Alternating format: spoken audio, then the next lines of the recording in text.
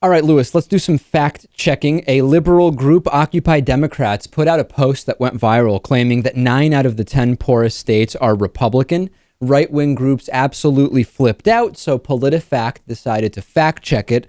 Turns out it is actually true. Occupy Democrats said that they were evaluating income based on per person income. We looked at that along with median household income and median family income.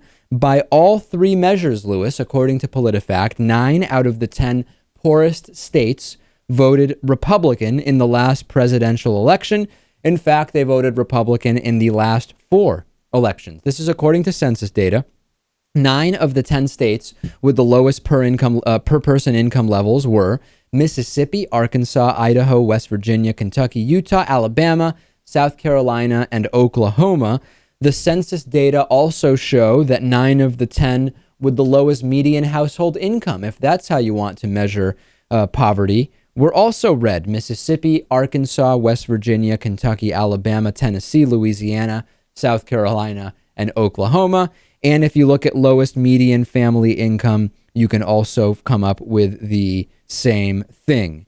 The argument that is being made by some on the right, now that the numbers have been shown to be exactly spot on, is, well, it's because the red states have to subsidize the blue states and their stupid, wasteful spending. Wrong. Actually, the blue states subsidize the red states as a complete matter of fact.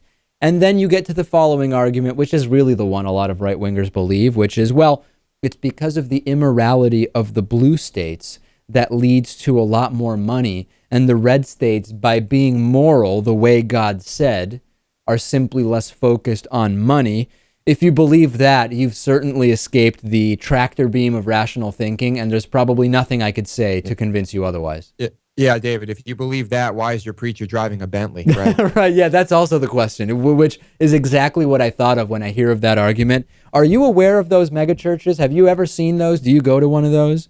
By the way, if we look at the other side, 9 of the 10 states with the highest per person income voted blue in 2012: Colorado, Connecticut, Maryland, New Jersey, Massachusetts, New Hampshire, New York, Virginia, and Washington. The only red state, brace yourselves, this is the funniest thing.